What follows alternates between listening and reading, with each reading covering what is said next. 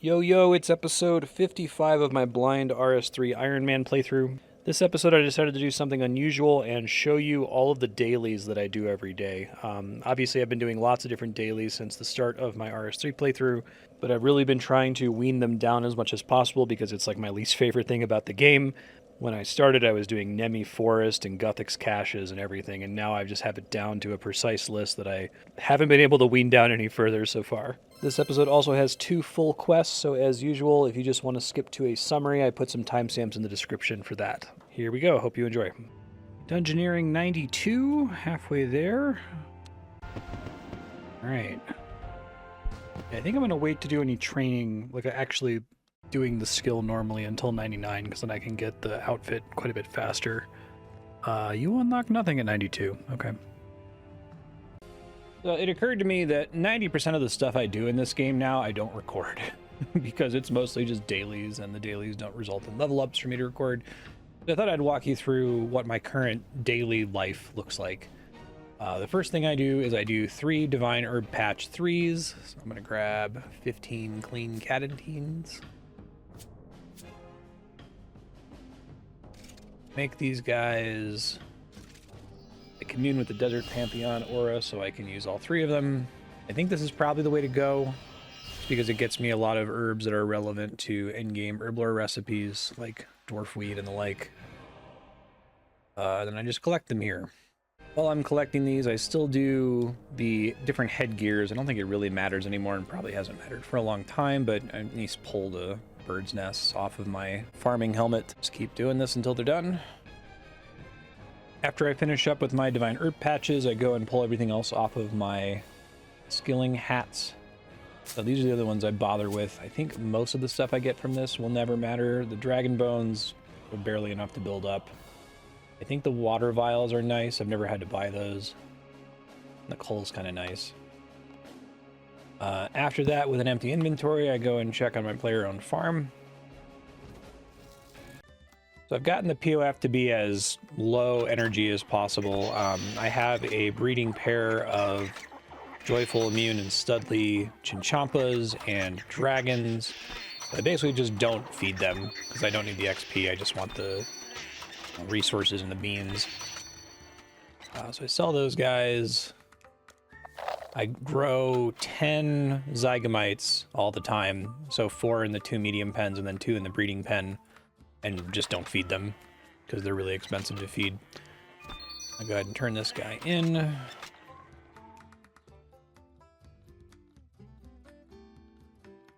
I do check the farming request to see if the livid plant is here. It's not. I think you can just see when those will show up online, but on the wiki, but I don't worry about it too much. I pick and replant my money tree if it's available, which it is today.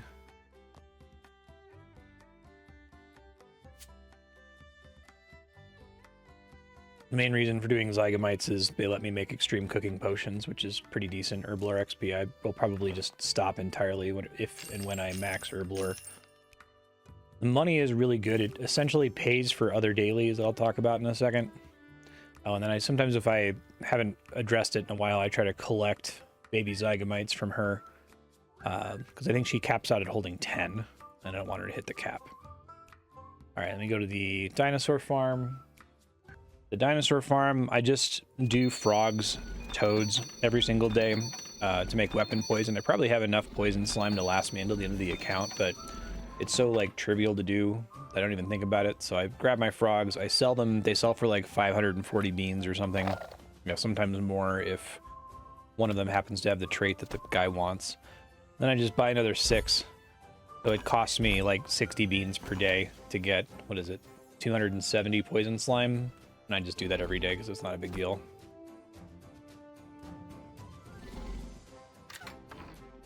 I'm still working on getting all of my dinosaurs to have Studley Immune and Joyful. I don't yet have even a 3-trait feral dinosaur. So I have them running genetic mutation and genetic instability to try to increase the chance that I get one with 3 traits that I can re-roll to make perfect, and then I don't have to feed them anymore. I'm doing fine on food right now. Yeah. So at any given time, I'm basically raising one type of dinosaur. of the three possible: Oculi, Apatosaur, the Malatops, or the Pavosaurus Rex. So I just work on whichever one I have enough to fill my pens with, and then I raise them until they're elder, I sell them all, and then I switch to the next one. I think that I probably need more Pavosaurus Rex than anything else, but right now I'm still working on getting breeding pairs. Hey, this guy's got 3 traits. That's exciting. All right, so I'm going to go ahead and favorite that egg. Might just leave it in there. It's unusual that they can breed twice anyway. Now I just need a male Oculi Apatosaur with 3 traits, and then I can go ahead and reroll both of them so that they're perfect, and I'll never have to feed in the breeding pen ever again, because I do have a perfect breeding pair for Malatops and for the Pavosaurus Rex. This is the last one I'm still working on. But you see both of them here have genetic mutation, genetic instability, because I'm going exactly for this guy. Okay, cool. I'll reroll those traits later. They don't matter until they can breed, so I don't really care at the moment. After doing the farm, I pop and do a rune run. I don't do Viswax. It's not necessarily an account restriction. I just never got into doing it before. I think the only thing it would super matter for would be resetting auras. But I do just buy out all these runes because I can afford it, and maybe they'll matter later, and I'd love to not have to think about any of these runes. I started doing this just to get soul runes for Herblore training, because you need them to make Vuln bombs. I decided to buy everything else out because, you know, you never know. What if something comes up and I need the other runes for some reason? I can afford it. Right now, I pretty much just do Baba Yaga and the Mage Guild for runes. I know there's some other options I could do, but I hate doing Shopscape. Like, daily Shopscape is one of the worst things. It's even worse, I think, than Hopscape in old school RuneScape, because I feel like I have to do it every single day. So I used to do substantially more Shopscape, but I pretty much stopped now, and it's just runes. Sometimes I'll go and do meat packs to fund the dinosaur farm, but I'm hoping I get to a point where I have all my animals joyful, studly, and immune, and I don't have to care anymore, because I just need my breeding animals to be immune. I don't care about, you know, their progeny, because I don't give a shit about farming XP anymore. After doing my Shopscape run, I empty my inventory, go ahead and summon an Abyssal Titan, load my preset for rune crafting. Usually I try to change my world to a world that's low population, just because I have been harassed while doing the single run on a daily. Recorded it a few episodes ago. It's where I got PK'd and like lost my offhand rubber chicken. Like, what are you even doing, man? Like, you're really PKing people at like 7 a.m. on a Monday morning? But it's happened. There's occasionally guys who just, like, I guess, hop worlds up here and try to catch people doing their run. I do a daily runecraft run like this just because, I mean, why not? I mean, I have the Wicked Hood, which lets me take out a substantial amount of pure essence every day. So I've actually gotten 2 whole runecraft levels just from doing a daily run here. Probably gonna get a level right now, actually. Yeah, runecraft 94. And this is actually one of the main reasons I'm doing this, is because I do actually want more magical threads or abyssal threads to make more rune pouches, but I don't want to sit and grind this, because if I grind it all at once, it feels terrible and I hate it. But I can deal with doing it once per day, since I can pull so much essence out of the Wicked Hood. And it's a pretty decent way. I get, on average, about 1 thread per day. I'm probably not going to get one today, current rate I'm going. But I've managed to get an extra 100 thread because of that, so it's not all bad. It's a decent amount of runecraft XP. After that, I dismiss my familiar, restock up on stats, and I'm going to check to see if the Reaper task is Archglacier. I only do Reaper tasks if it's Archglacier, otherwise I just skip them, and I have way more than enough points to get away with that. It's fine. Clearly I didn't do it yesterday. I'm not going to do Zuck. Not going to do Carapac. Not going to do Blackstone Dragon. Not going to do Siryu. Actually kind of unlucky. Not going to do Zamorak. Hey, Archglacier. I'm not going to get any Reaper points for it, but I'll get XP. I don't need the Reaper points, though. I'm kind of fine. I have 2,617 Reaper points from doing what I just did. I guess part of it is that you still get to keep your streak. Your streak still goes up, even if you do a Reaper task that's going to give you 0 Reaper points. So a lot of the points end up coming from that. So I just head and AFK Arch Glacier. This is usually how I get my stream work done in the morning. Like every day I'm uploading a video that I recorded on yesterday's stream. I have to like upload that and make a thumbnail for it and title it and stuff. So I usually do that while I'm sitting AFK at Arch Glacier. What an absolutely ridiculous boss. I appreciate that they have a boss that's intended to like teach you the mechanics by letting you turn things on one after one. But I feel like you should probably get more or less Reaper points and Slayer XP depending on what tier of the boss you fight. Because I can just fight him on, I think I fight him on level 1. You can fight him on level 0 even. And it's like completely brainless and has pretty good drops actually. I use these charming potions because it's an extra blue charm whenever he drops them, and I need those to make charming potions, which I use to level my herb lore. So that first kill dropped 12 blue charms. It would have dropped 10 without these potions. I don't have anything else to use them on, right? And this is my main bottleneck for making charming potions for herb lore XP, so I may as well pop them all in here. This should be my last Arch Glacier. I didn't get the proc that insta-kills him. That's okay. Yeah, so you still get 22,500 Slayer XP, and if you get no Reaper points, who cares? 354 assignments. I guess that gives you a sense of how often I actually get Arch Glacier, right? Because I've been playing for over a year. I think I started in July 2023. This episode's being recorded September 2024. I haven't been doing Reaper tasks every single day since I started playing, but I'm pretty close to having a year's worth of assignments complete. I almost always get an Arch Glacier, even if it's the last task. And that's where almost all of my Slayer XP has come from. So after that, I bank everything, and then I do my annoying... I used to be a Primal Fruit Pulp run. Now it's a Weapon Poison run. So I go and I get Poison Ivy Berries and Coconuts with a giant Ent Pouch. And I do my player-owned ports at the same time. So usually I don't care too much about player-owned ports. I'm just trying to finish the scrolls, just so I never have to think about them again. I currently have my port set up to, like, invite scroll voyages, but none of them have shown up.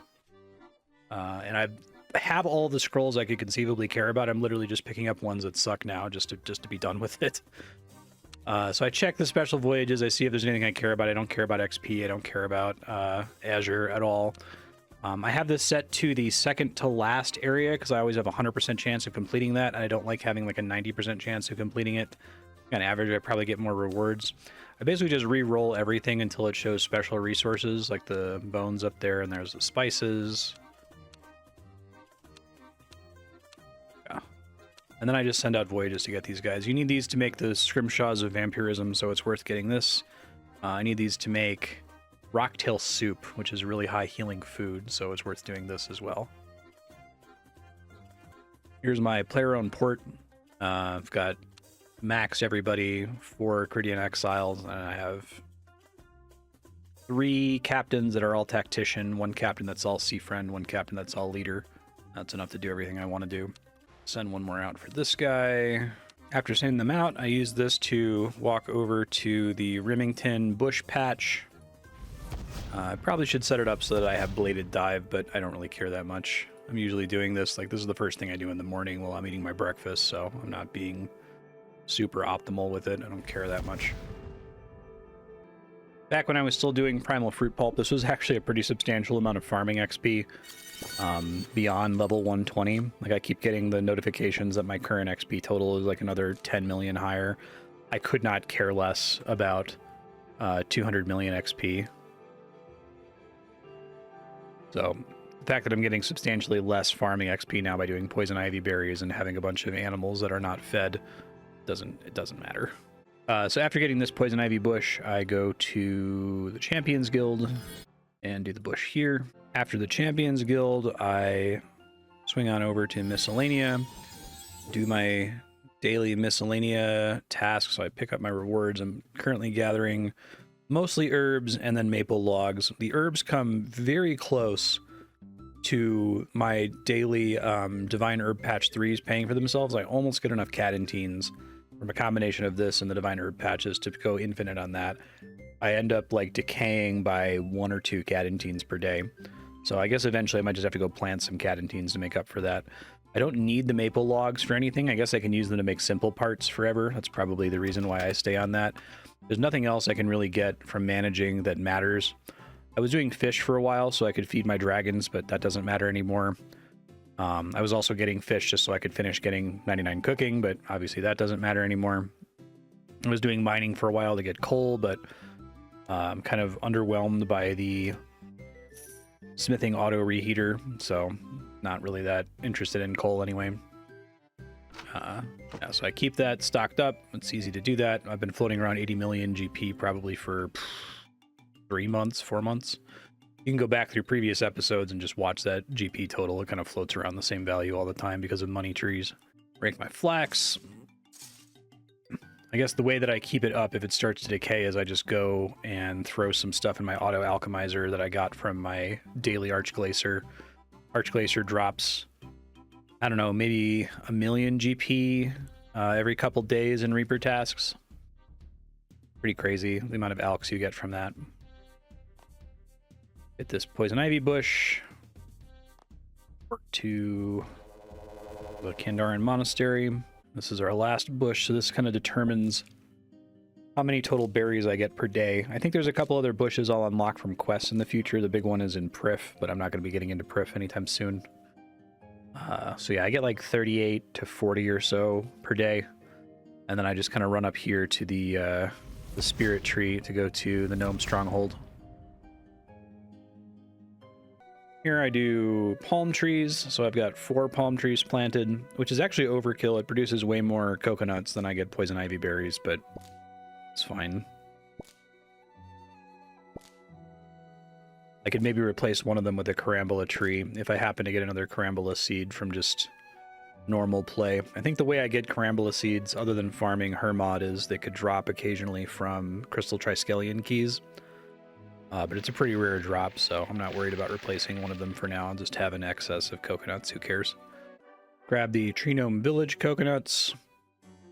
Use a crystal teleport seed to get the ones in Letya. I only have like 5 of these, so when they're all down to 1, I exhaust them and go recharge them with a Lund outside. Only have to do that like once a month or so. Not too bad. If I happen to spy one of these guys, I just click on them, but I don't search for them anymore. I used to do that as a weekly, but now I don't really care. It's too much work.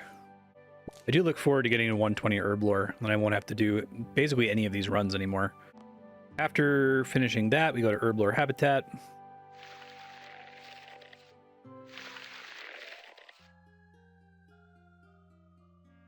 I know some folks are saying, oh, you're going to have to, you know, keep doing farming in Herblore well beyond 120 Herblore just to get the supplies you need to PVM.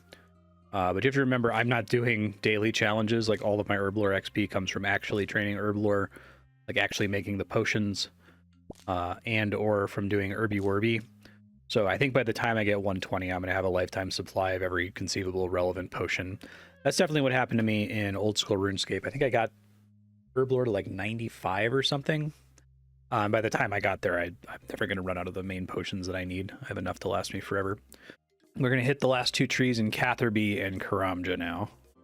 So I get about 48 coconuts versus 38 poison ivy berries. So the last 2 trees are carambola.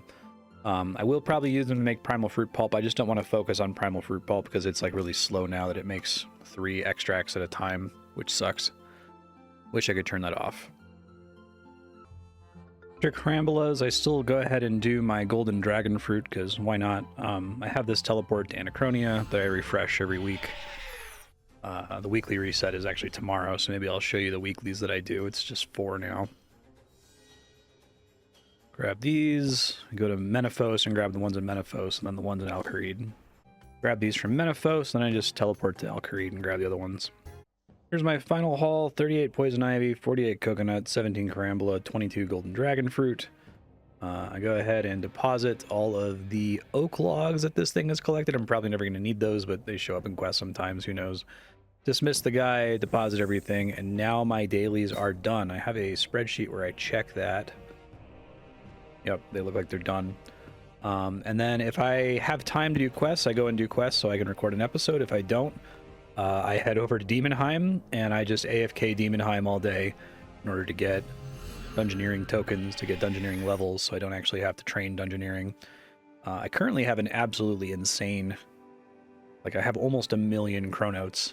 So that should last me the rest of my life. I'm very happy to have so many chronotes that I could just change relics around without having to worry about being paycheck to paycheck on running and doing stuff. So yeah, I'm just going to AFK here for the rest of the day. That's what my life is like right now. I do this every single day. Get up, do all those dailies, and then go and sit at Demonheim to do stream work for the rest of the day. And then if I get time to play attentively, I work on quests. Maybe tomorrow I'll show you my weeklies.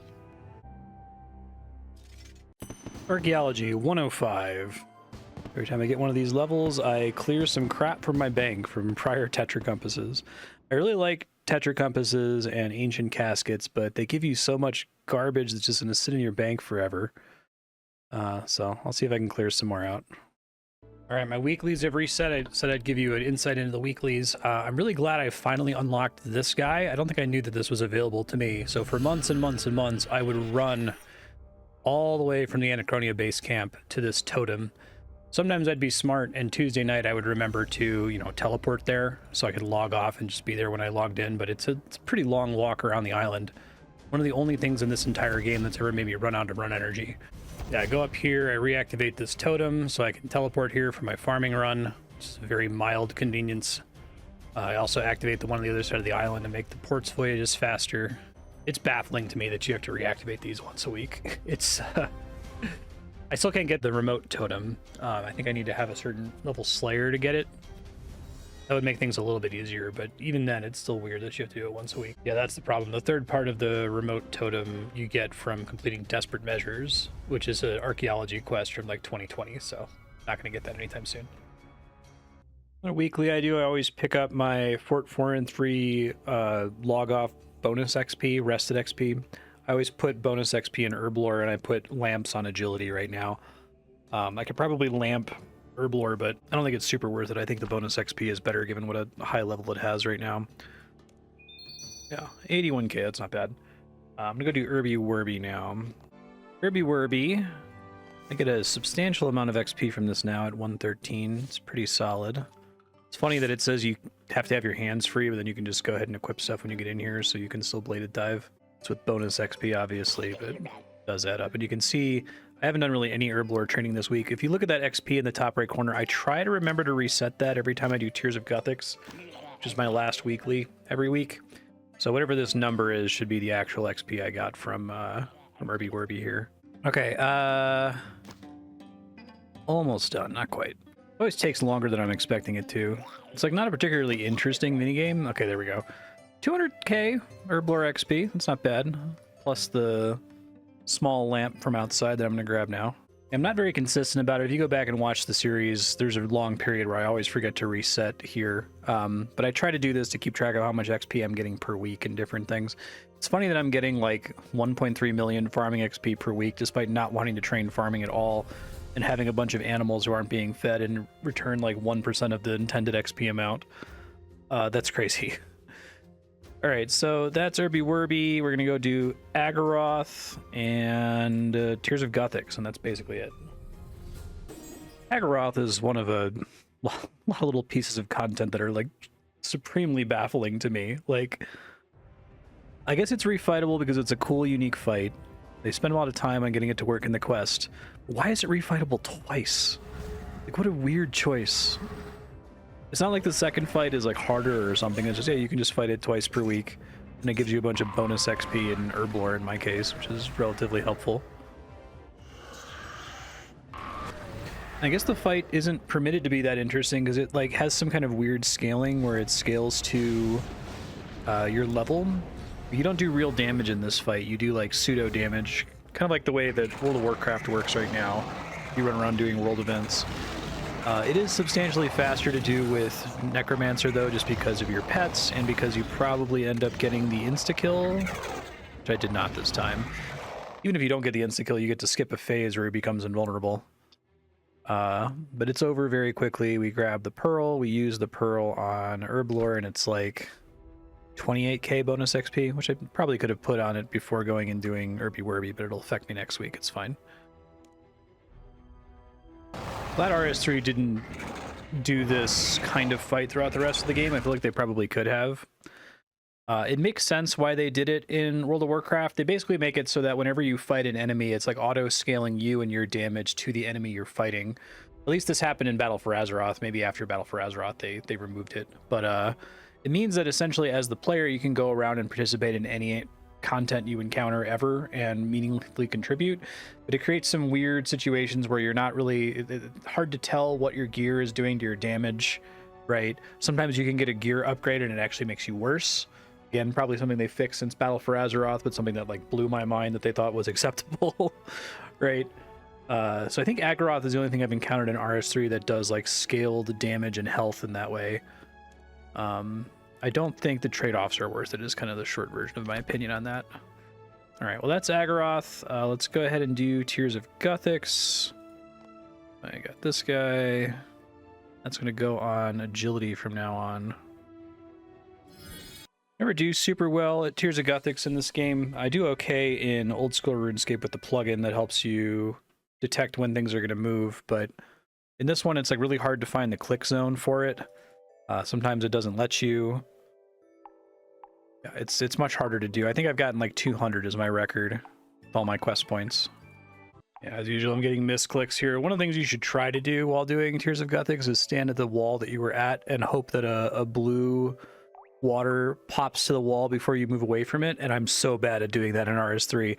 It's pretty easy to do in old school RuneScape because you have the timers as to when they're going to move, so you can guess, like, do I actually have a decent chance that one's going to spawn in my spot? Is it going to be green or not? In old school, you can even like hop on a world until you find one where there's 3 blues in a row and then 3 greens in a row. You know, 192 is not too bad.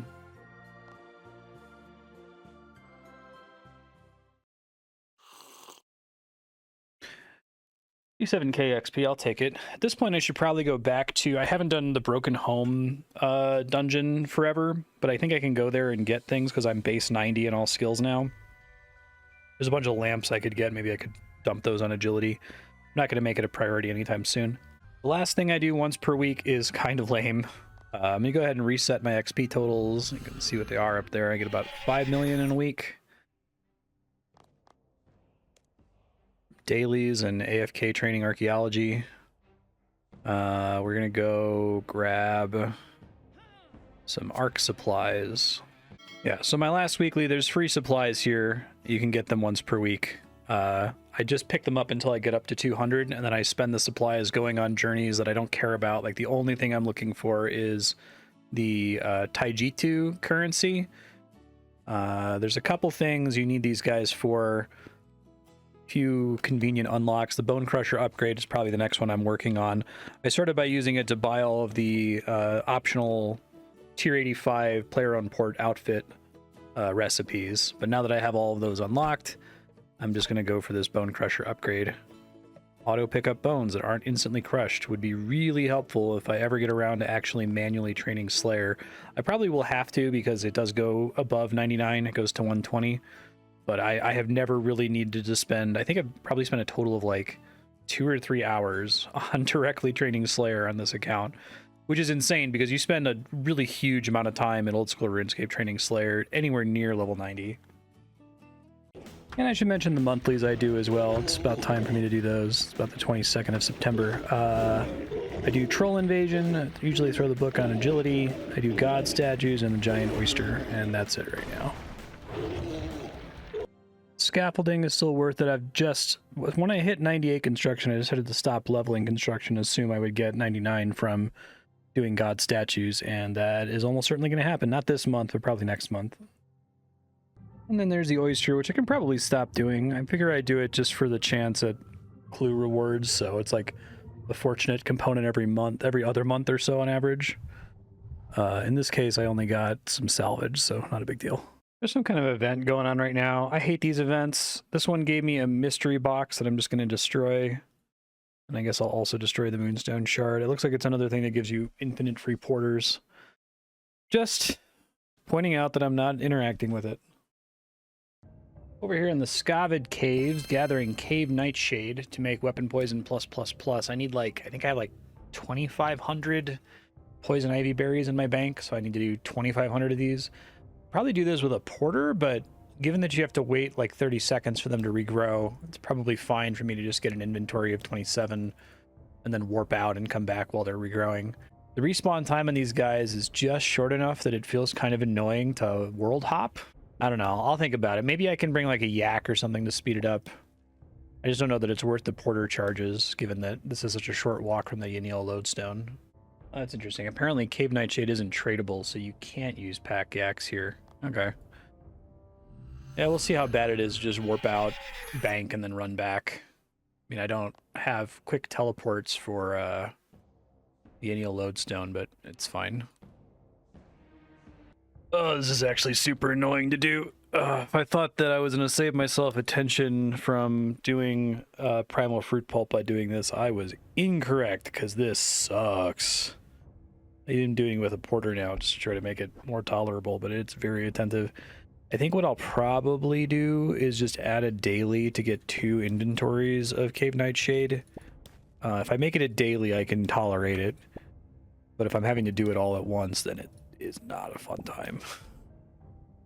Yeah, I think if I just once a day come here and get 54, that should always be more Cave Nightshade than I'm getting Poison Ivy berries, so it should cover me. I do still have to sit here and get enough to clear out my bank of Poison Ivy berries, which is still going to take a substantial amount of time, but I'm surprised they haven't added a like better source of this, like either an enemy that drops giant stacks of weapon poison plus, or an enemy that drops giant stacks of belladonna, but or Cave Nightshade. I know you can plant it yourself, but you barely get 7 per plant if you do that, and you have to check it repeatedly. Well, this is probably still the fastest way to gather it, but man, does it suck. Okay, I've been here forever, and I have like 500 Cave Nightshade, which is only a quarter of what I need. I think what I'm going to do is I'll come here once a day, and until I have an equal number of Cave Nightshade in my bank as I have Poison Ivy berries, I'll collect like 100 per day, just to make this slightly more tolerable. I can probably tolerate it if I do it as a daily. And then after that, I'll just get 50 per day, and that should keep me up to pace with the number of Poison Ivy berries that I'm harvesting. Well, at least when you break open coconuts, it breaks all of them open at once. That speeds that part of this up a little bit. All right, I'm gonna make these first 500. We'll see how much XP it gives. I think it's pretty good. I have to make the weapon poison plus first, and then the weapon poison plus is worth a ton of XP, I think. I forgot I have the envenomed perk technically in Anachronia, so that combined with the factory outfit means that I got about 130 4-dose potions instead of 3-dose potions, which is pretty good. Probably enough that I can use them when I go to fight, for example, the Ambassador again one day. Ended up making 687 weapon poison plus 3 doses each, so that's tons of doses. It's probably enough to last me for my entire career, to be honest. And it was worth about 660k Herblore XP, which isn't bad, but not very good given the amount of time I spent getting all of those Cave Nightshades. So I guess what I'll probably do is whenever I catch up on Cave Nightshades, I'll just stop doing Poison Ivy berries and go back to doing Primal Fruit runs. It's much slower, but the XP density is still better, and the AFKness is still better. When you have to account for all the scavid crap and needing to like break open all of your coconuts and then make coconut milk, I don't think the extra time investment is worth it. I obviously want to have enough to use for PVM in the future, but I should be more than all the way there if I end up using all of my Poison Ivy berries. It's effectively 2,000 doses of weapon poison plus. Each one lasts 12 minutes. That should last for the rest of my account. Dungeoneering 93? It's getting pretty slow now. There we go, Dungeoneering 93, and that actually is a new floor, I think, right? Floor 47? Right on. Continuing 2010 quest here, Love Story. I'll never see it again. What's wrong? Oh, is this a Wise Old Man quest? It is Wise Old Man. I love Wise Old Man stuff. I didn't realize that they ever followed it up. I thought Swan Song was like named to be the final quest. Okay, off I go. Upstairs in the barn? Is this what we're talking about? Oh. Okay. Alright, seems like a pretty straightforward puzzle. I'll be back in a sec. very straightforward. Right. Mabel's ring. Whoa. If you take the ring, you hear explosions outside the barn.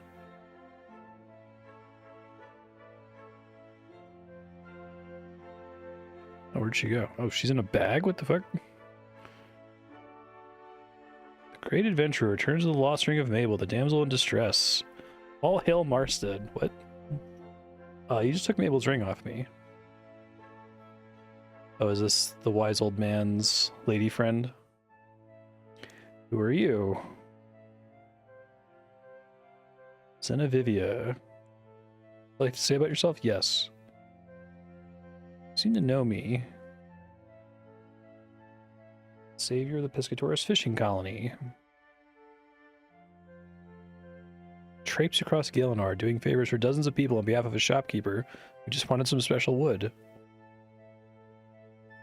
Probably true. What happened to Mabel? Her crying was annoying me.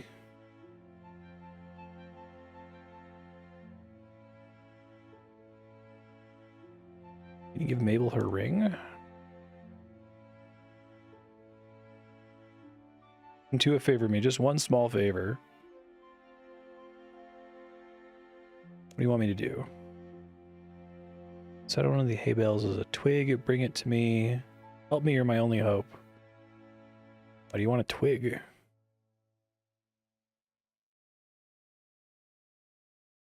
Items that can only be obtained by adventurers.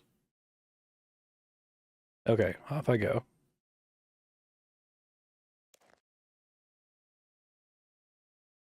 A haystack?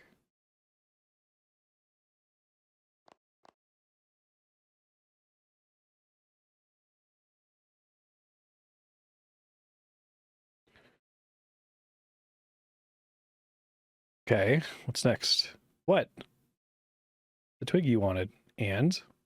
Aren't you supposed to do something? This is a fun quest. Return Mabel's ring and leave now? I'm trying to complete this quest. You adventurers make me sick. This is funny. Oh no. She's a Tory.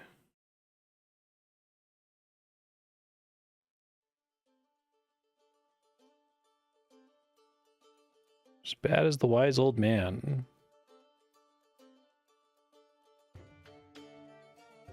Been watching me? I love the idea that this was supposed to be just like a really trivial one-step quest. You and Dissy. The two adventurers whom I most hate. Challenge us. Find your way to me and we'll fight to the death. Alright, I accept. Gosh, she looks so evil. It's funny. I assume go talk to wise old man. Please leave me alone. You can come out.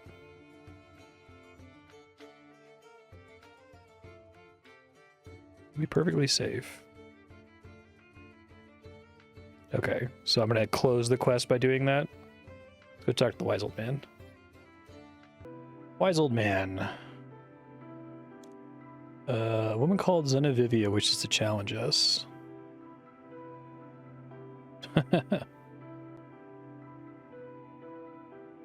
Persuaded me to do a pointless task, started ranting about adventurers, and finally challenges both to a fight to the death. Zenny hasn't changed one bit. Adventurers will do any meaningless job for a reward. I already like this quest. She was the love of my life. Oh man, cutscene.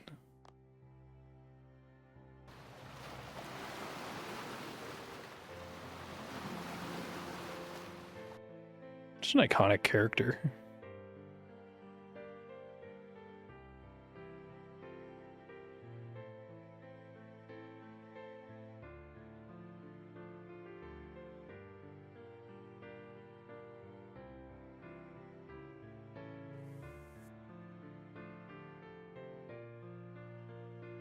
That's nice. I like just doing it with gestures.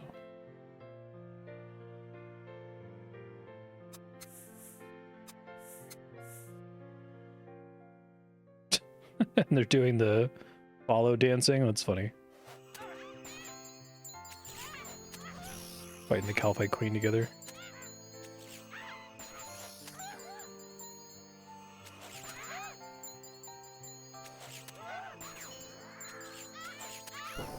This is awesome.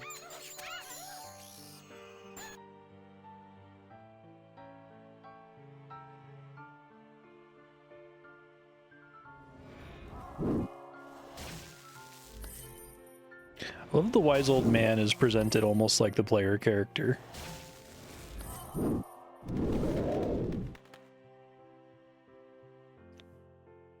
Should have it so that when you play Brighter Shores, the new Andrew Gower game, you're either playing as the wise old man or her.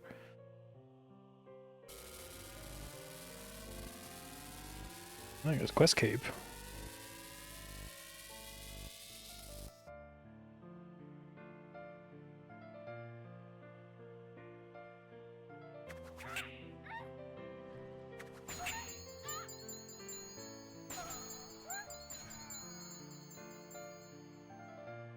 Nice.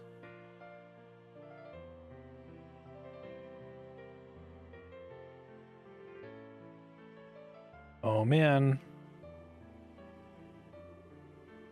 I really like that they did this all with like gestures and combat animations and no text.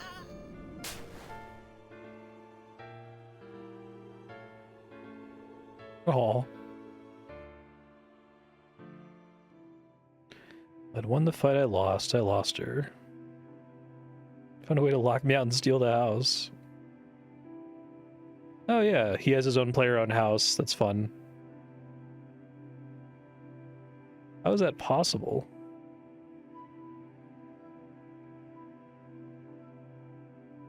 Oh, that's fun. No. Let's go to Remington. Okay, it's a bit of a hike. I'll report back. Alright, made it here. Tries to re-enter his house.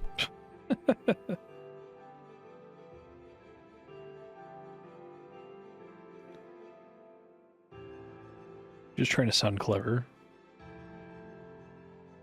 Houses exist in folded space regions. When you use these portals or a teleport to house spell, the teleportation magic must find your house before it can take you there. Oh, okay. How can we get in there? Chip a teleport spell that changes its destination manually.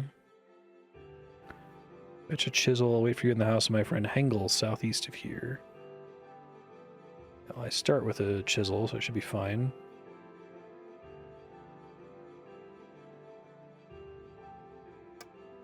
A 100 teleport tablets, damn. Yep, I'm ready.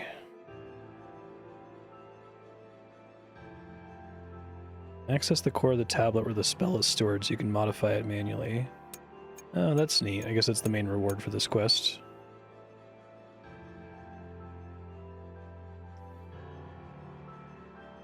Run up and modify the spell. Oh, it's like a puzzle.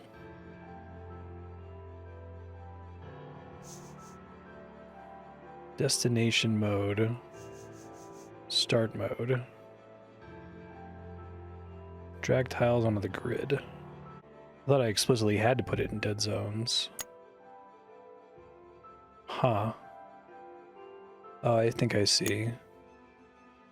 So I'm like trying to connect it to the other side, maybe? This side seems more complicated. Can't place it there. Actually don't know how I get out of this section in the first place, right? Unless if this can connect twice, maybe it can. Yeah, I think it does. Okay. This should be able to go down.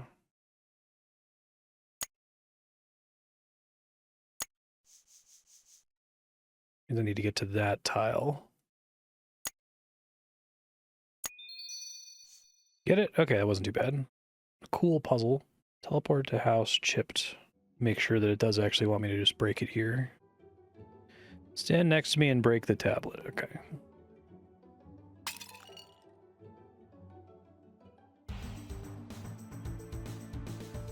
Oh man, his former house. He's got everything. That's so cool. Such a funny way to do quests, I think. So RuneScape-y. You die in here, you'll drop most of your items and go to your usual respawn point. Sure I don't die.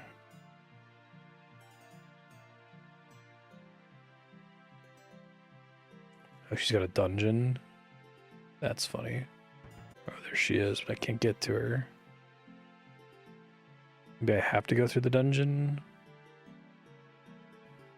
Yeah, 'cause she's locked off everything else. Okay, let's see.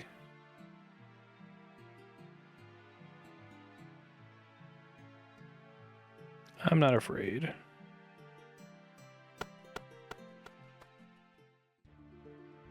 Whoa. Because I never interacted with this. You can make a player-owned dungeon in old school RuneScape, but it's like completely pointless.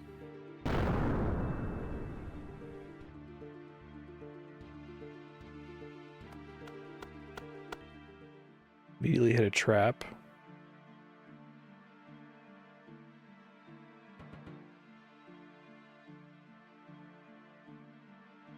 Trap was magical.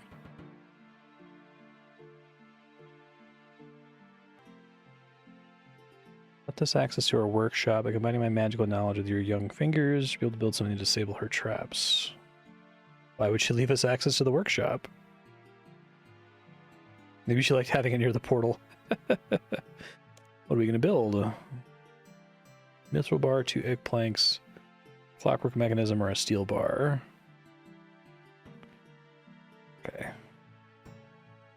You may be surprised to hear that I'm already carrying all that stuff.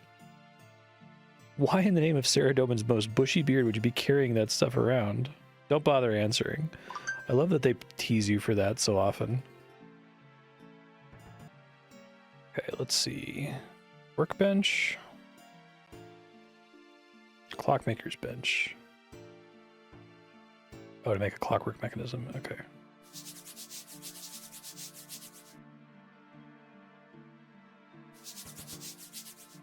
Explains what I need to do. Wooden framework. Mithril adds support. Interconnect the clockwork. No, not like that. Magical power. Oh, it's a dummy. That's funny. Construction, crafting, and smithing knowledge. Put it in the dungeon to trigger the traps. Okay. It said at the top of the article for this quest that there's pulsating lights, so I guess epilepsy warning. I don't think there's very much I can do about it.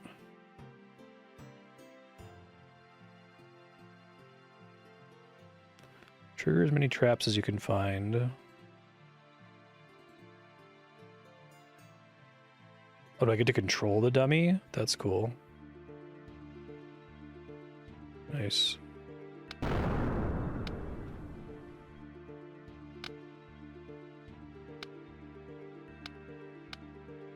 the ground to move the dummy. Click on doors and stairs to use them. Okay.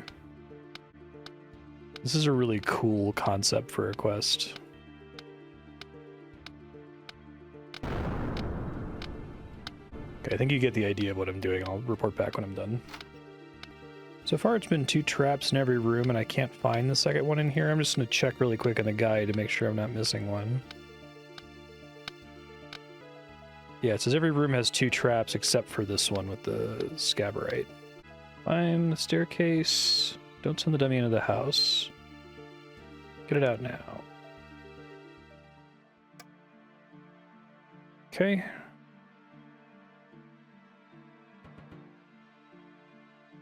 Let's go.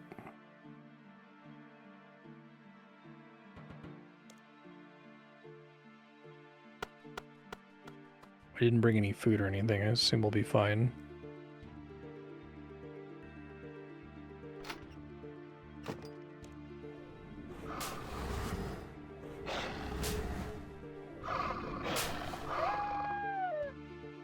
Dog.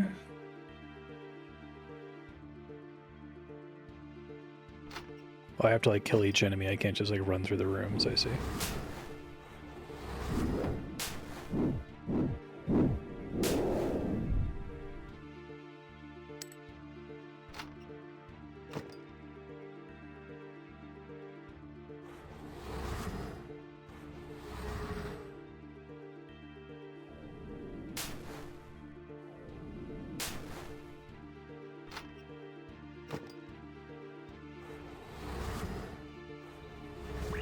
Dragon's the only one I'm a little worried about, but I should be fine. I'll just deflect magic, I guess.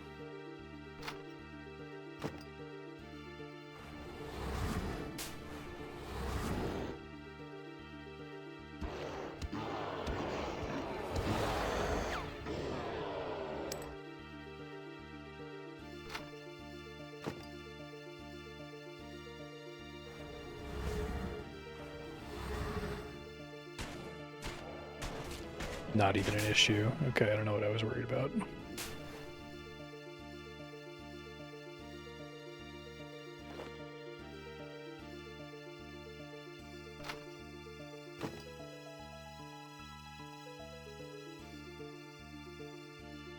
That's redundant, full of traps and big monsters. Have you forgotten she wants to kill us? She said she hated you. Chance to talk to her. I'm different now. Her ambition was to be a great fighter. Your bank robbery was awesome.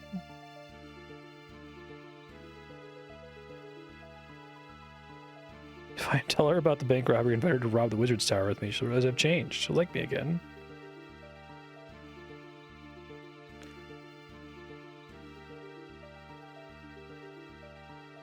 Don't kill her. Okay, let's go.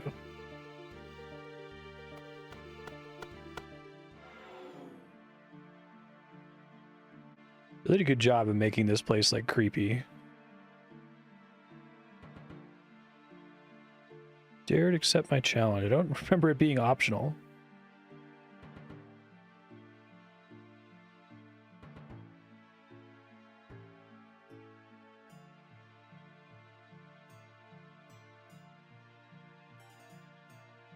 All quest addicts shall learn their accomplishments mean nothing compared to my power. Now we fight.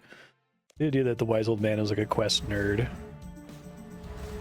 She's like a PKer, essentially. Oh, she's got mechanics. That's cool.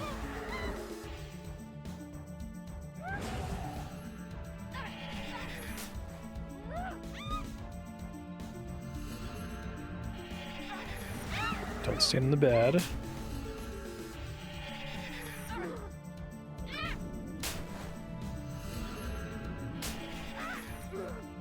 Or I do so much damage or she teleports after like every tick.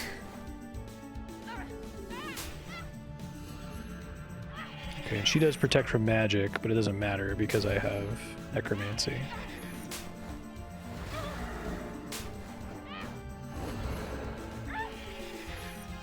What a cool quest.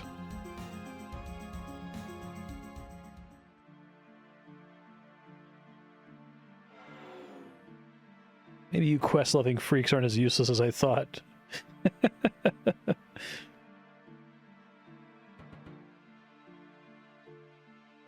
stole lots of money and I got this hat. You robbed a bank? Still love you. Now I'm a fun-loving, self-centered battle mage, just like you are. No more Mr. Goody Two-Shoes?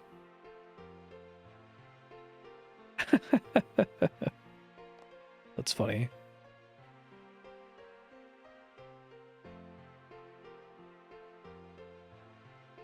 They're still, like, interacting through gestures, which is funny.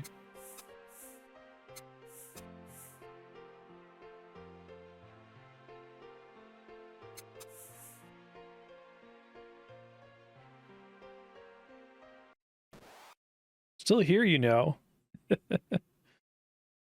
That's good.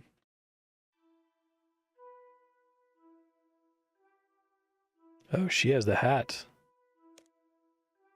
So you've made up.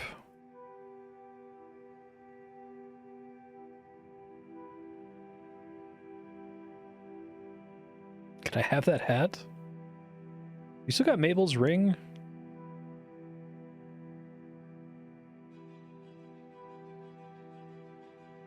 When will you give me the ring? You're gonna rob the wizard's tower? Can I help?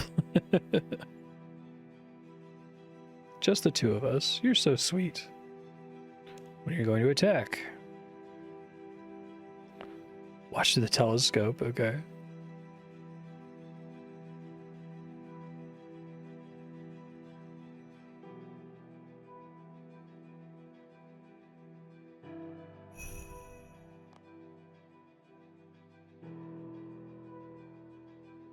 Need to find out who wrote this quest. I really like this one. Oh, Mod Ash, okay. God, this character, Cedrador's like model is so much higher quality than everybody else.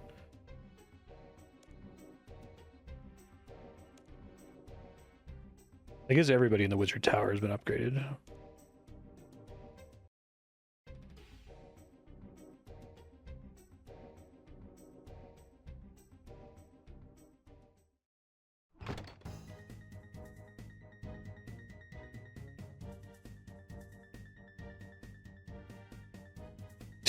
It's over the top camera shit.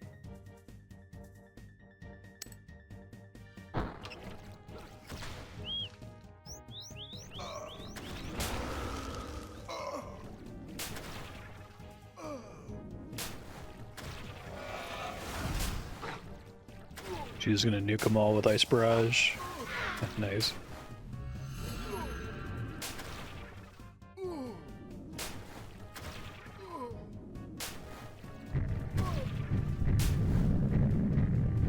That's really great. I haven't seen them do that before. We're just not gonna see it. Let's scram. We give up.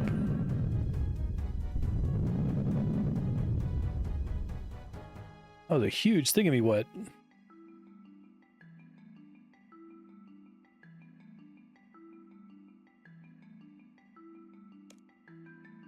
So your little robbery didn't go very well. We had fun.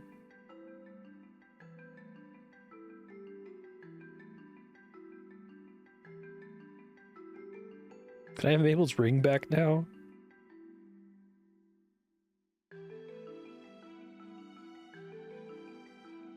Teach you to chip teleport to house tablets so they go to any house portal you like. Seems pretty helpful. Yeah, you can redirect your house in that dark stone style.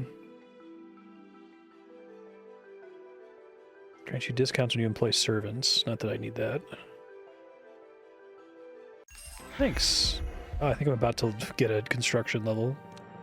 Yeah, construction 99.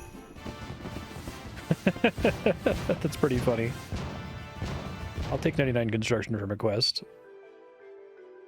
Love Story is a very funny sequel to Swan Song, so it's a Wise Old Man quest. It's written by Mod Ash, actually, and it features the Wise Old Man's lady friend. Her name is Zenevivia, and apparently she was more interested in doing like wilderness PKing, while the Wise Old Man was more interested in getting the quest cape. There's a bunch of really funny scenes in this one. There's a lot of poking fun at the quest structure of RuneScape and how you as the protagonist will just do any task for anyone. There's a couple really cool, completely wordless, gesture-based cutscenes that are meant to show the romance between the Wise Old Man and Zenevivia. The core problem is that the Wise Old Man has a player-owned house that he built, but Zenevivia like stole it from him and locked him out. So you have to find a way to essentially hack into his house again, and it's cool because it's the Wise Old Man. Of course, his house is like maxed. You end up having to go through his dungeon, which is full of monsters. There's no real reason to do a player-owned dungeon in old school RuneScape. It's just kind of a cosmetic thing. But here you have to fight all the creatures in the dungeon, which is kind of cool, and disable the traps. And then you fight Zenevivia, which I assume when this quest released was an actual fight with mechanics. Now, of course, she dies immediately to necromancy, but that's everything so far. She fights like a PvPer, which is pretty cool. Like, she switches prayers, but of course they didn't bother to give her a Protect from Necromancy prayer, so it trivializes the content. At the end of the quest, the Wise Old Man and Zenevivia are reunited, and I really hope we get more Wise Old Man quests. I was under the impression that Swan Song was the last one, you know, given the title, But if there's anything more like this, I'm excited for it. I think this one could get ported to old school just fine. It's a really solid, funny mod Ash quest. I have to say I really like the way that Jagex is structured for RuneScape quests, where it almost feels like when you watch like Star Trek, and occasionally you get a Star Trek episode that's directed by one of the cast members, right? They seem to be really cool with letting some of the J-mods just develop a quest. Why not? It's neat having different quests and quest lines feel like they have totally different voices from each other. Anyway, back to the playthrough. That was really cool. That's very much a highlight quest for me. Next up is a Void Dance. Oh, I guess I'm going to return Mabel's ring really quick, so it doesn't go in my bank.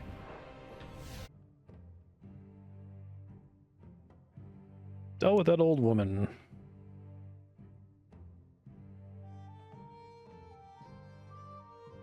Shut your eyes while I get out of the sack. Thanks for the lamp. Oh, okay. Agility. Alright, now we'll for real go do Void Dance, which is a sequel to the Void quest we started, it looks like. Yo, Commodore Tier.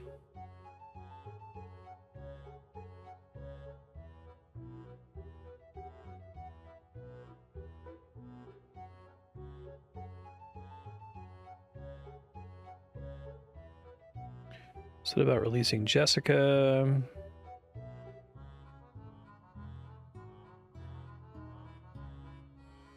Track it down, okay.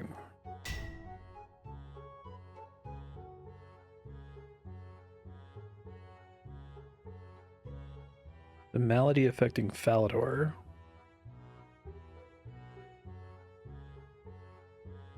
You're sending Jessica?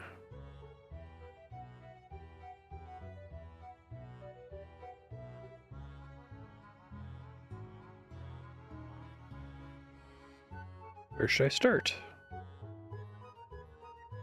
Jessica smuggled the pest to the island by stowing it away in one of our ships.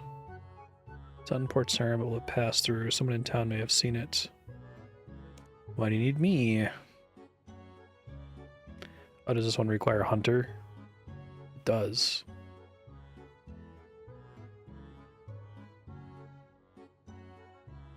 On my way.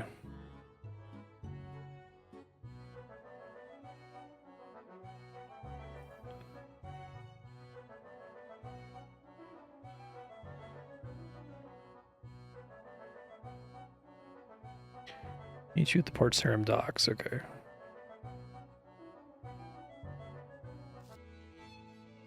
Greetings.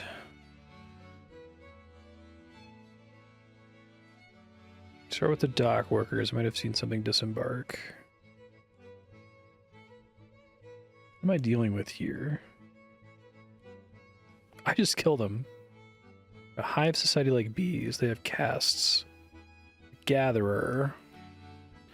Not enough of a summoner to talk to it directly. Oh, that's interesting. I didn't realize that summoning levels could let you talk to creatures. I guess it makes sense.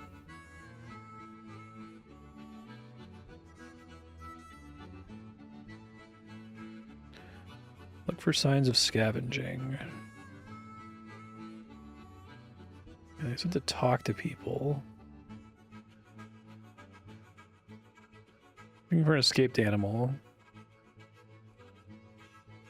Okay. Bulbous devil, low to the ground, sneaky and not quite of this world? That sounds exactly right. Haven't seen anything like that, sorry.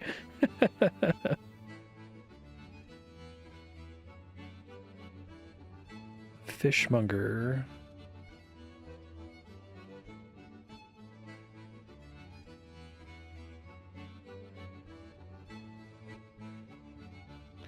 Tracking an escaped animal.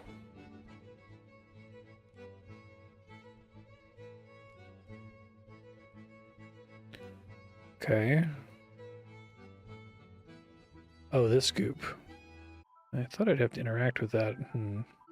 Oh, I can search that bush. Nothing of interest. Here we go. Okay, yeah, it's just straightforward hunter stuff. I'll come back when I'm done. As our tracks lead away from this low bush in the direction of the Rusty Anchor pub. Mound? S has gone to ground here. Crossy, do I know about this? Okay. Void Knights knew that the moment they had been formed for had come. Am I interrupting something? Jessica asked me to tell her more about Void Knight beliefs.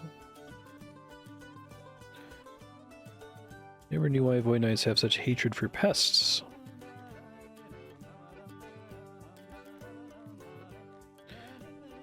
Track the pest down to a burrow entrance. It's in the cellar of the Rusty Anchor. Have a word with the pub owner. Okay.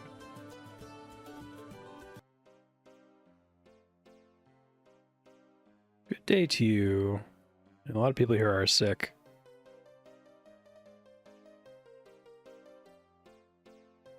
Are you alright? Dangerous animal on the loose. Go in if you want. Okay. Maybe I would pickpocket it there. Where's the key? I guess there is junk everywhere. Last one I check. There we go.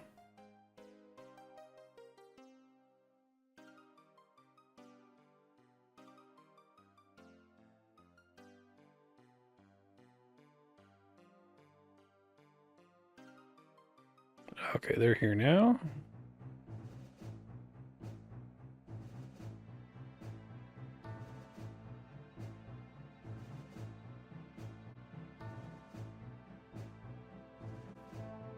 Suspicious looking wall.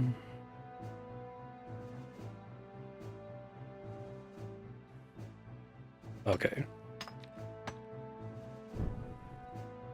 Because it would normally would have had to have used the pickaxe there. Thick goo flows out. Why would we want goo?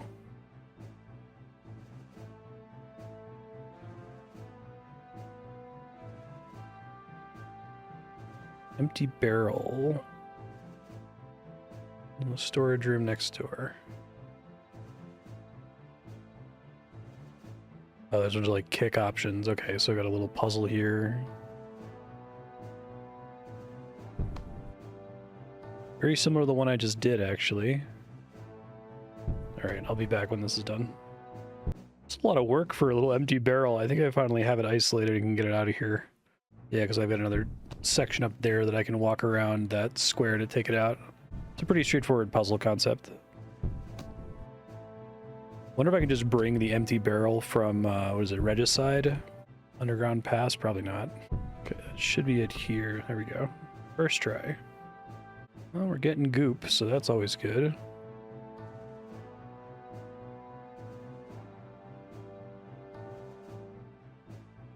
Make up a story for the pub owner. Meet back at the ship. Okay.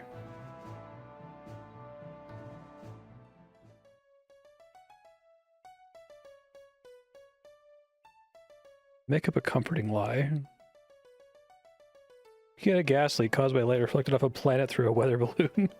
Alright. Told the bartender a story to keep him calm.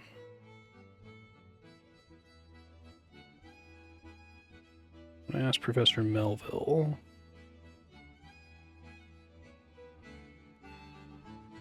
I do like how it seems like the world keeps responding to the new status quo. So like when you get access to NPC contact and lunar diplomacy, like it's just established that people have access to contact spells now, right? RSG is really good about building like that.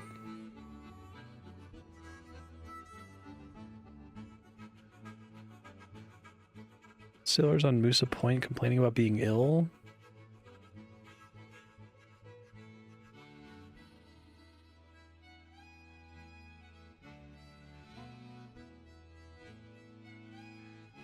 To Musa Point then. Okay, I think one of these guys just goes there.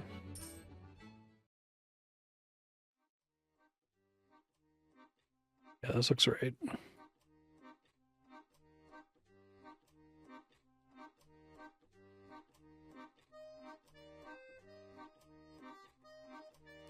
You know, the pests come from like a jungle area.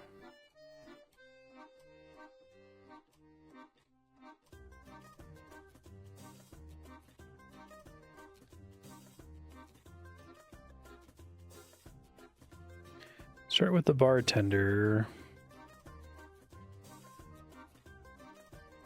I'd be interested to know as well. Professor Melville suggested it.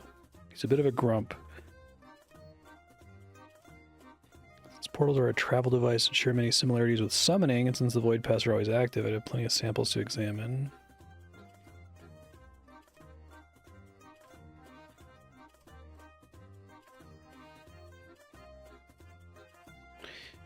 Ah, okay. Go find the bartender. See anything odd lately? She saw a scorpion or something.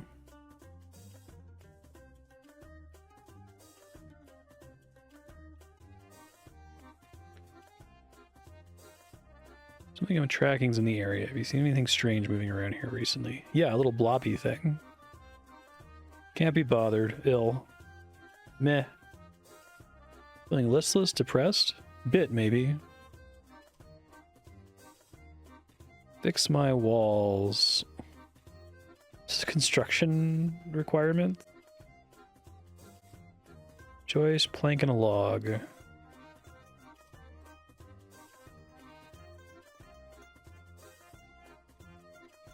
This guy reminds me of the pawn shop guy in Disco Elysium. Oh, this... Gotcha. What else am I grabbing from this? Where's the part of the wall he wants fixed? Here? Oh, I guess I have to... You poke at the wall to no great effect. I see. Jointed plank. Joist.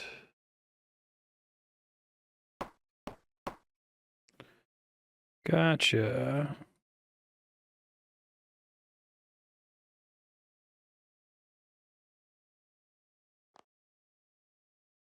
Cutscene.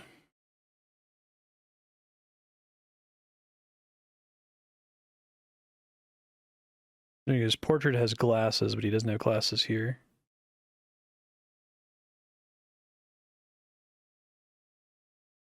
Okay, we got another trail to follow here. I feel like how many quests they managed to fit this into. Okay, I can search the shrubs. I'll be back when I find it. It looks like I found another burrow here. Someone's clearly beaten you here.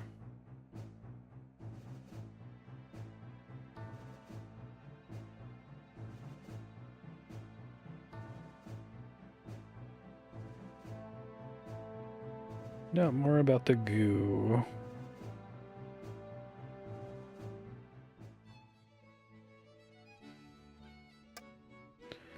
Broken shards of slick, waxy wood.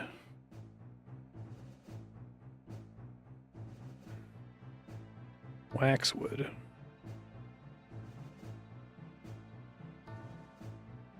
Too ugly, can't be treated. Waterproof. Get that goo sample to the chemist friend in Remington. Romic.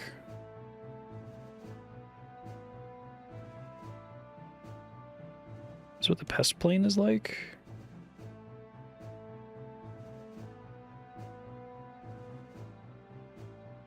I like seeing new places.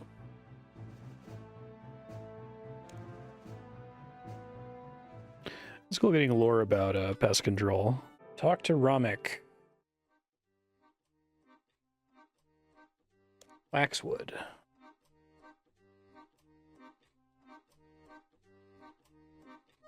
Just this month finished a massive order of boxes to be sent to an address around Falador. Maybe ugly, clumsy things?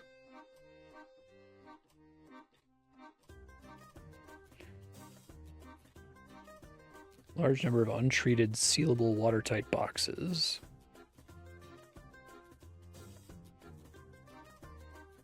Ah, okay. The chemist's house after that, probably? Yes.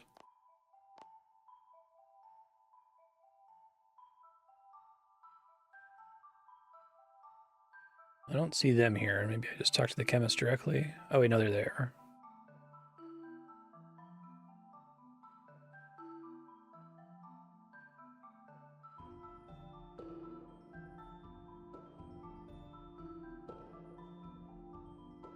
Okay, does this one also require Herbler? This quest requires a ton of skills.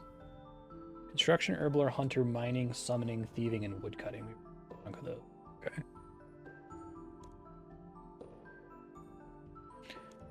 Sure.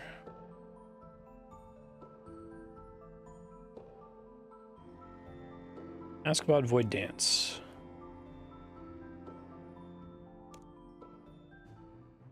Whoa. While they analyze the sample, keep the heat and power stable and the chemical sample in an appropriate state while I work. That shows the current state of the sample. In another state to keep the system in balance. Add a sample to the hopper to mix it with the chemical present. Have a log of what chemicals do what. One of the reactions is highly unstable, so watch out. Heat is simple enough to control. Stoke the furnace. Open the vent if it's too high. Speed up the flywheel if the power drops too low. Here's a break, which red versus green. Okay, it's easy enough to remember.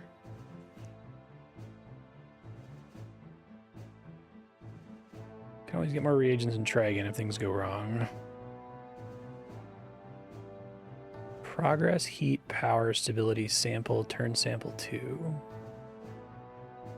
Okay, so these are bad, I guess. Interesting. All right, I'm gonna try to figure this out. I was like so confused. I'm like, what are we doing with this? And I'm like, oh, okay, they actually gave me a bunch of stuff in my inventory. So I have iron oxide blocks, copper sulfate powder, chlorine gas vial, and uric acid liquid. We've got solid, liquid, gas, and a powder. Okay, so I'm studying the screen and I think I understand. I think I need to... So my sample is this. I need to turn it into this. So it has to like transition from something else. Yeah, so I have to do this plus this is this, and then this plus this is this, I think. I'm gonna try to work on that. Click start sample. So stability danger. Power low, very low. Power system fails. Okay. That's a little complicated. Plenty of chemicals left to try again. I thought maybe it was just going to be a bunch of choices, but I think it's just paying attention and clicking on the right things. So we do add chemical, and then I watch this very closely. Yeah, no, I don't know if I understand this. Like, I get that I'm supposed to turn the sample into some specific thing, but I don't know how to force it to do that. Maybe read the wiki really quick. Yeah, one of the things I didn't understand, I guess I have to manually decide what to add. And hit start reaction at the beginning without adding anything.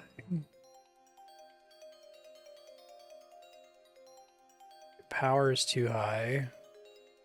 Need to turn it to blue. That means I use uric acid, I think. Heat's low.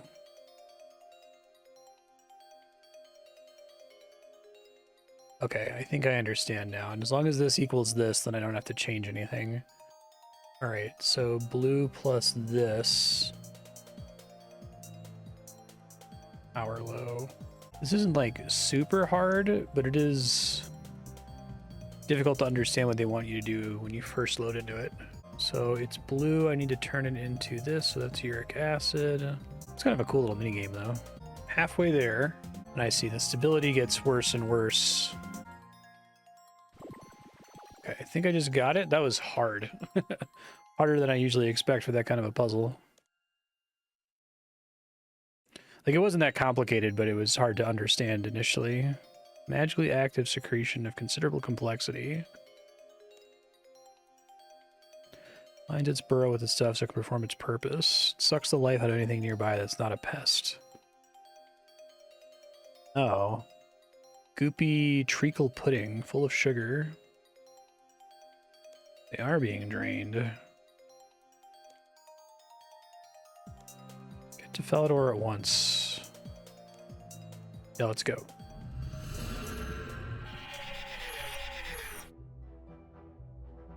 Tiffy, what's up, bud? Wait, nights.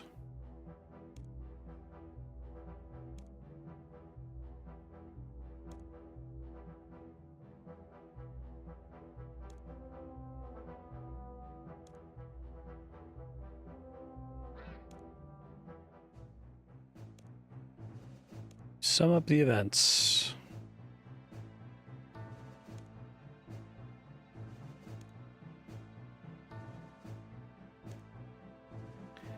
Villa near the East Bank called Tis, and Ali from Kurdian Desert.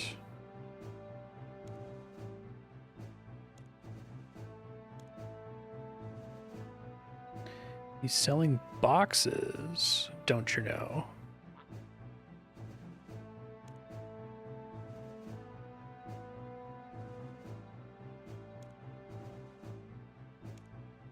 Okay, sounds good. Here he is, Ali Tist. Buy a box, sure.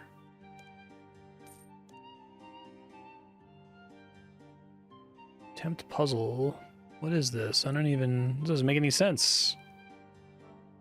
This is even feasible. Okay, do I have to talk to him again? Help Jessica. Okay. Did you have any luck? Not really.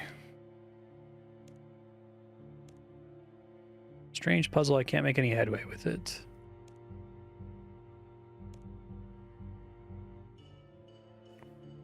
Getting nowhere with this. Everybody tries it and doesn't get it. I love the animations for that. That's funny.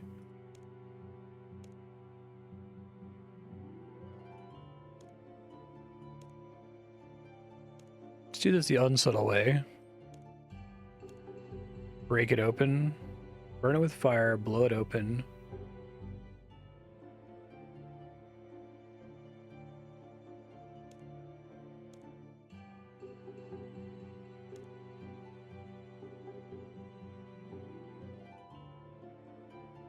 Do it with runes. Rub Marital Tar into it.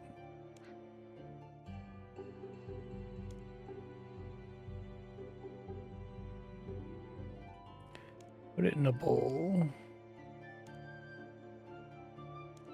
She just like break it open with the sword. That's funny. There's pest goo in here.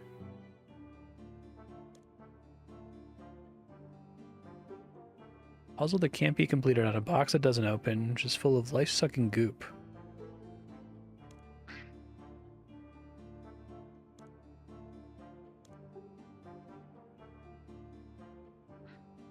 Elitist. Elitist? I get it.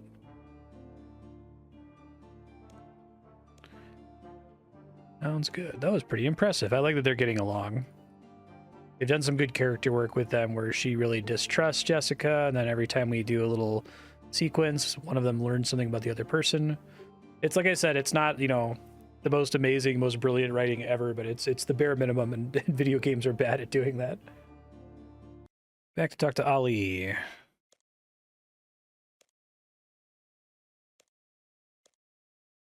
Where'd you get those boxes? Bought them at a fire sale.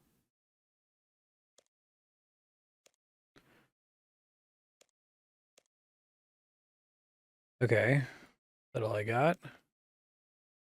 Talk to my allies.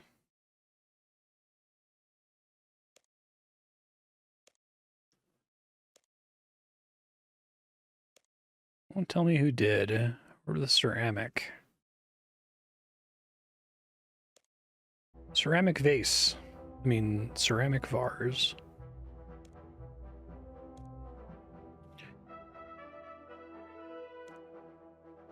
Maybe some sort of leverage to use on him.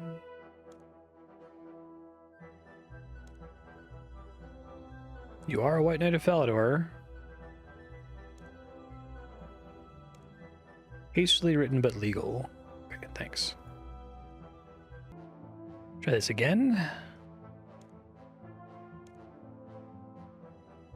F, he's heard to say. Examine your stock. You can't do that. Anonymous benefactor gave me this scroll a while ago. Led me on a chase around the whole Falador area. I found a cave full of boxes with a big locked door at the end. Oh, it is a clue scroll. Okay. Strangely grand clue scroll. I do like when they work clue scrolls into quests. I think that the one that I remember from old school RuneScape was added after the backup, like X marks the spot. Could be part of their ongoing pattern of wanting to have quests point you to activities that are just in the game.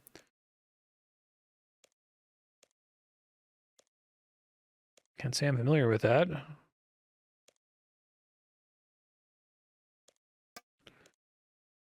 Good luck.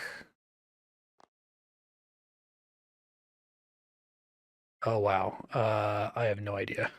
It must have been crazy to be some of the players who first solved clues. All right, I might just look that up. That's fine. I guess I'm supposed to grab an onion while I'm here anyway. It mentioned something about needing an onion, but that it was obtainable during the quest. I guess now I know what that means. It's like over here somewhere near Taverley, I think. Right here. Okay, and another clue scroll. South of a city and east of a guild, there wanders a fellow whose path went astray. Hand him an onion and give him a wave if on track for treasure or wishing to stay. Okay, so that's further south to the crafting guild. Here's the onion. There's the guy, which is interesting. Wave. Oh, the paving never said there'd be another. What is it with these onions all of a sudden?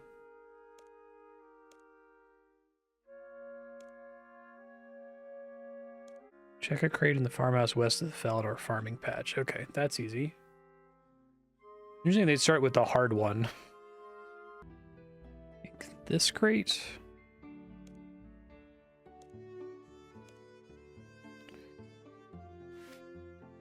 Splash of red in a holy bed. Okay, so the monastery. Oh, that's cute. Splash of red on a holy bed. The bed is the bed of flowers.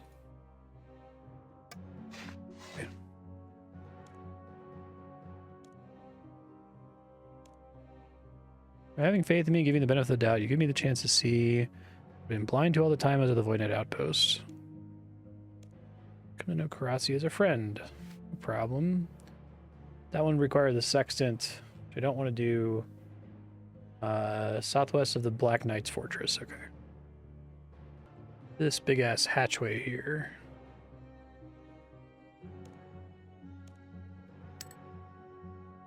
Need assistance to get it open.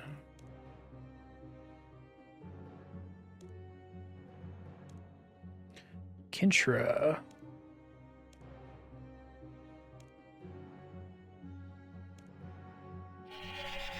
Sup?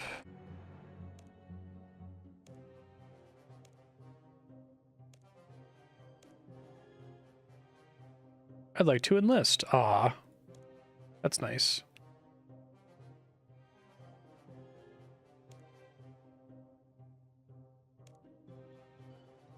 That's nice. Character development. Love to see it.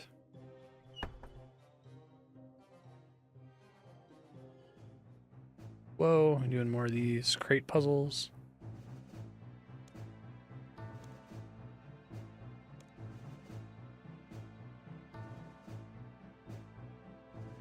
Duty.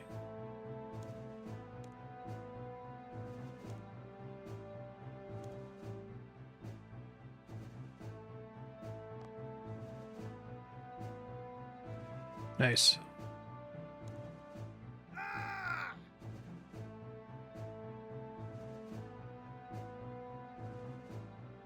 Well, that was easy.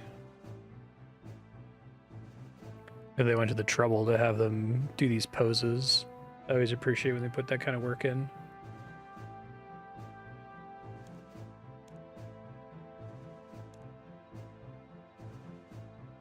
I should avoid killing this one.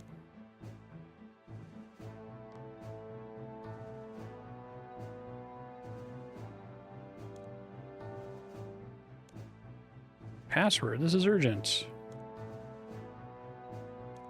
Good memory for faces.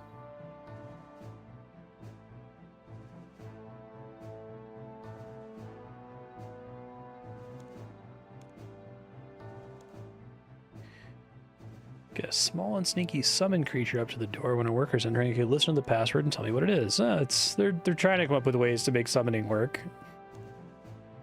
I feel like summoning almost makes more sense as a quest skill The skill that only makes sense in quests.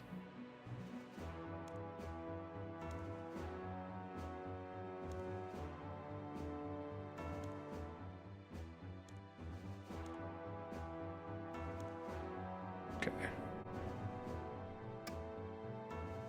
There's a small void pest for you. Near the door, I guess. Oh, low box, okay.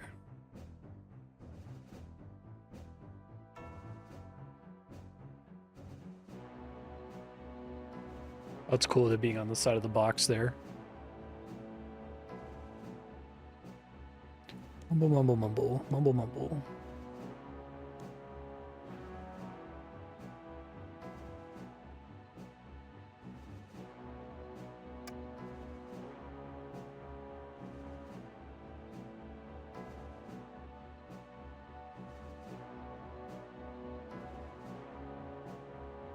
My little boy perform. He won't talk to me.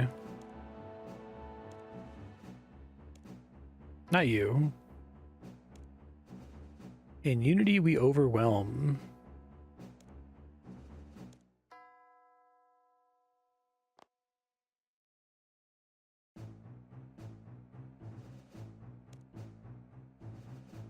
Identity insignia. You're either an imposter or you've committed a we kill your family offense. I don't want to see you here again.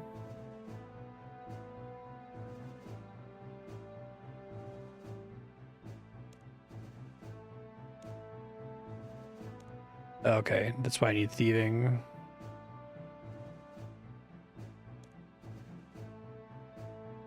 Okay, I see the pickpocket option now. Okay, got it. So you've already burned 2 of us here is the idea.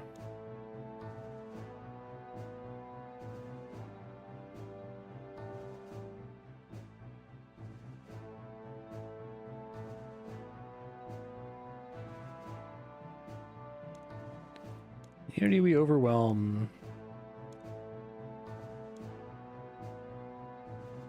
Identified and turned back 2 intruders today. I think security's so tight. Leave you the secret handshake through a door? I see my trick question didn't fool you. I'm pretty sharp.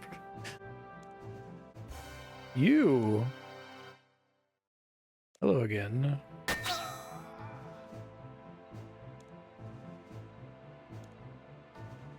Like a follower of Saradomin now. Tie him, gag him, and hide him away somewhere.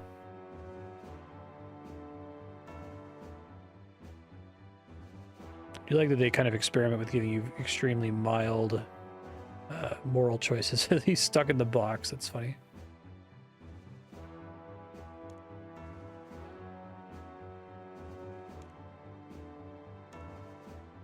Okay. Right-click murder.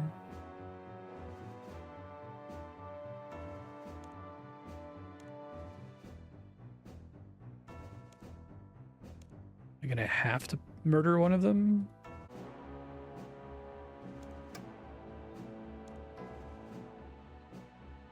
Curious tool. Okay, so now I have a metal strip. Like multiple metal strips, I guess. Perhaps you need a different component. Nearby slave lets you. There we go. Gaff. Maybe I did need 3 after all.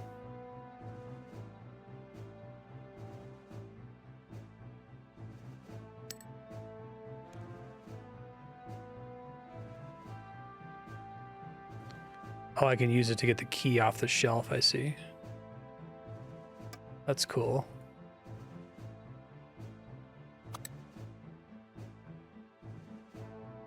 It's the pest. What have we done to it? Oh, that's fucked up. Man, that's bad if you let one pest off the island.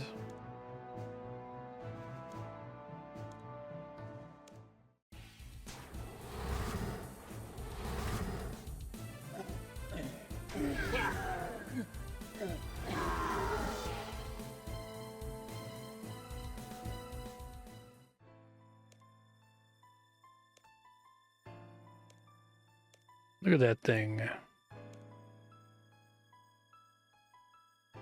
That is kind of messed up.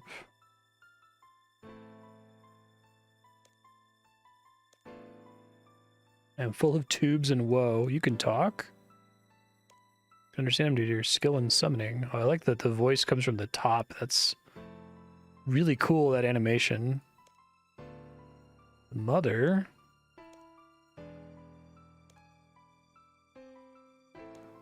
Turn you as its mother. What happened to you?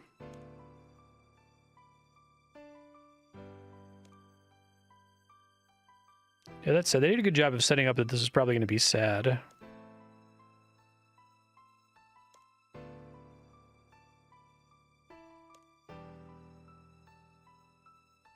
Do you know why? Food gill will be power.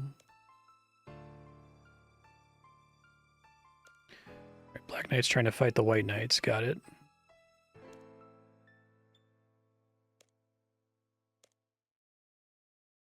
Set the pest free.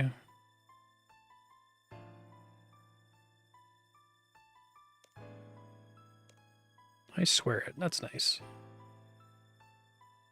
I feel like you kind of ally with either of Karasi or Jessica.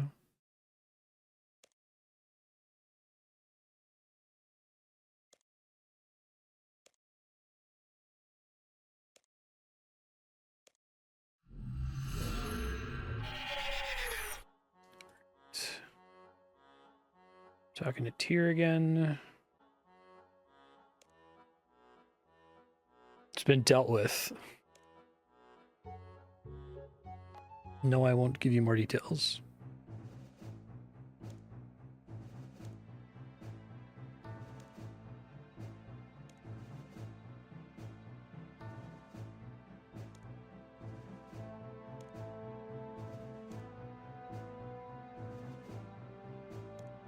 Aw.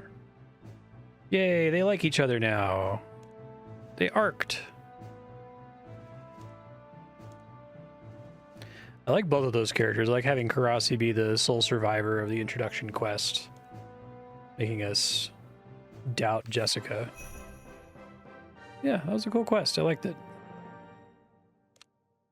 Void Dance is a sequel to Quiet Before the Swarm. It's part of a trilogy of quests about pest control. In this one, we're tracking down the pest that got released on the mainland. You do a bunch of hunter tracking segments and find a weird goo that it's secreting that's like enervating everybody around it. It turns out that the goo secretions are being weaponized by the Black Knights who are trying to use it against the White Knights.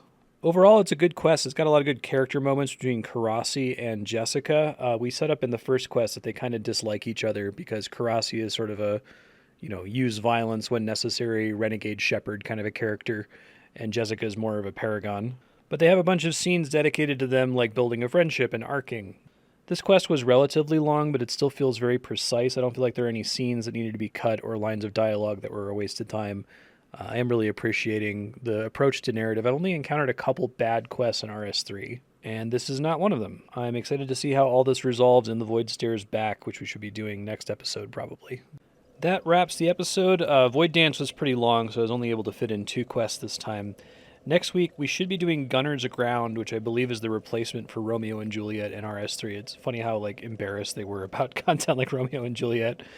I'm going to try to do the Void Stairs back and Do No Evil, but I think Do No Evil is a pretty substantial quest, and this last Void quest was pretty long too, so I might have to split those into 2 episodes. We'll see. I'll try to get them both in if I can. Thanks for watching, and we'll see you next time. Bye, everybody.